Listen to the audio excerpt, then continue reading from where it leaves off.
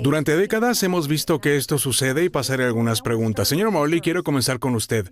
Usted dijo, según su testimonio, y al preguntar qué sabía la CIA y cuándo lo supo, ¿qué opinión tiene? ¿Cuál es la respuesta a esa pregunta?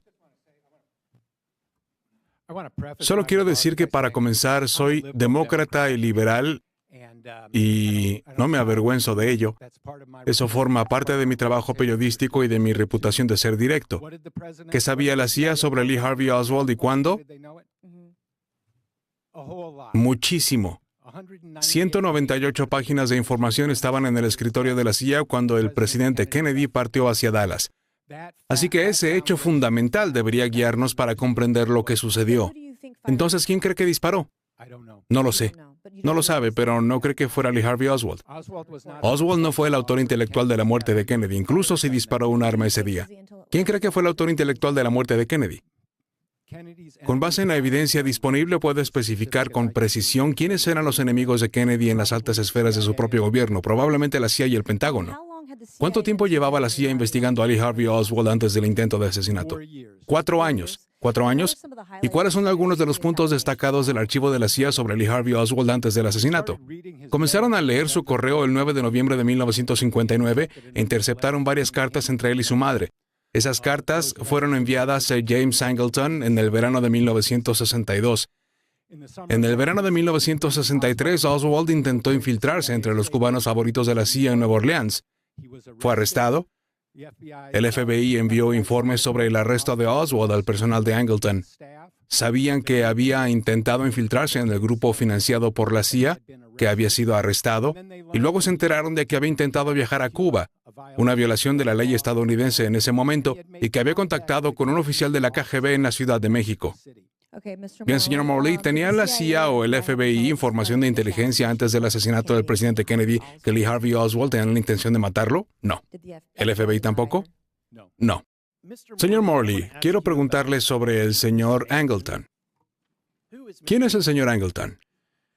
James Angleton fue el jefe de contrainteligencia de la CIA de 1954 a 1974.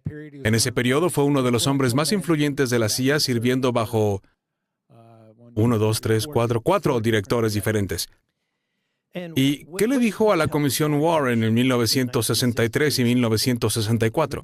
Cuando la Comisión Warren le pidió información a Angleton sobre la visita de Oswald a la Ciudad de México, Angleton escribió un memorando o les dijo a sus asesores que quería, y esta es una cita textual, hacer esperar a la comisión. No cooperó. Y al igual que Richard Helms, ambos básicamente engañaron a la Comisión Warren y los engañaron sobre lo que sabían sobre Oswald. Es decir, más tarde, gracias al trabajo del señor Stone y otros, tenemos el testimonio del señor Angleton ante el Comité de Asesinatos, el Comité Selecto de la Cámara de Representantes sobre Asesinatos. ¿Qué conclusiones sacamos de esto?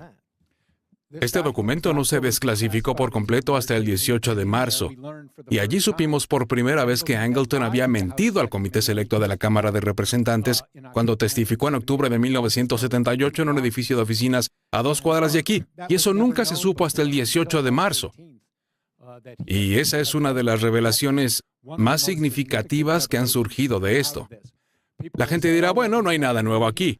No, hay algo nuevo aquí. El New York Times y el Washington Post nunca han informado que uno de los 3 altos funcionarios de la CIA mintiera a los investigadores de JFK. Sí, el hecho de que tengamos 3 funcionarios de la CIA que mintieron al Congreso durante décadas y que se tardaran décadas en obtener documentos que deberían haberse publicado, que contenían información muy convincente y que se tardaran 60 años en publicar esa información, es espantoso. Y por eso quiero agradecerles todo su trabajo para que esta información sea accesible. Gracias. Las personas que dicen eso no saben qué hay en estos registros. He estado viéndolos en las últimas 48 horas. Encontré un patrón de hechos convincente que muestra que la contrainteligencia de la CIA fue responsable del asesinato de Kennedy. Permíteme repetir eso porque no lo he dicho en 30 años de informes. Pero los documentos que vi esta semana confirman esa impresión. Ahora, ¿Cuál es la historia impactante? No hay ninguna historia impactante.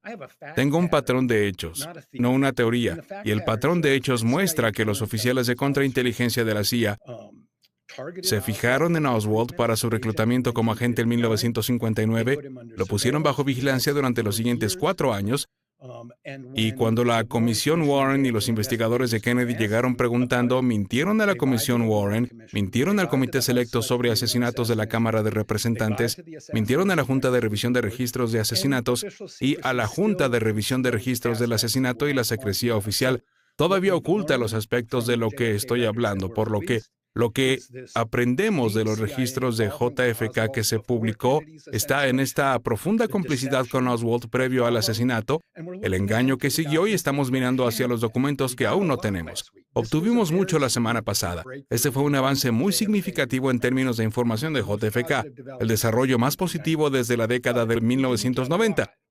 Fueron cómplices de los eventos que llevaron a la muerte injusta del presidente. La evidencia nos dice que el presidente fue asesinado por sus enemigos. Tenían la capacidad de hacer que el crimen pareciera otra cosa y podían usar el secreto oficial para cubrir sus huellas. Esa fue la primera vez que esa historia se publicó en 2023, 60 años después. Así que cuando la gente dice que hay una historia impactante sin trascendencia, digo que no saben qué ha salido en los últimos años ni cuánto tardó en salir. Y si es eso, ¿por qué la CIA dijo que era información esencial de seguridad nacional durante 6 décadas? Cuando tengo que elegir entre un académico que dice que es una historia impactante sin trascendencia y un funcionario de la CIA que dice que es un documento altamente sensible que no podríamos publicar, tiendo a creerle al tipo de la CIA, ¿verdad? O sea, si lo mantienes en secreto durante 60 años, hablas en serio, crees que es significativo. Bueno, yo también lo creeré. Jefferson Morley, creo que tenemos que terminar, pero solo para resumir lo que dices, aunque puede que no haya una prueba irrefutable de que fue la CIA quien lo hizo, ¿crees que hay un rastro muy claro de evidencia que sugiere que... Me gusta el término patrón de hechos. Tenemos un nuevo patrón de hechos. Eso es con lo que tenemos que lidiar aquí, y tenemos que entender qué nos dice, qué es nuevo, y luego tenemos que mirar hacia adelante. Esto es lo que hemos aprendido con la divulgación parcial. ¿Qué revelará el resto de lo que estamos buscando? ¿Qué nos dirá eso? Y voy a hablar un poco sobre que esto no es una búsqueda inútil, es un camino. Y hay un camino por delante y lo estamos tomando. Y el camino nos llevará a la verdad histórica sobre el asesinato de John F. Kennedy. ¿Había más coches aquí el día 22 que hoy? Eran un mar de coches apiñados, casi imposible pasar entre ellos. Saltábamos por encima de los parachoques, por encima del capó para llegar al lugar donde vimos el humo y oímos el disparo. Luego llegamos a la valla de madera.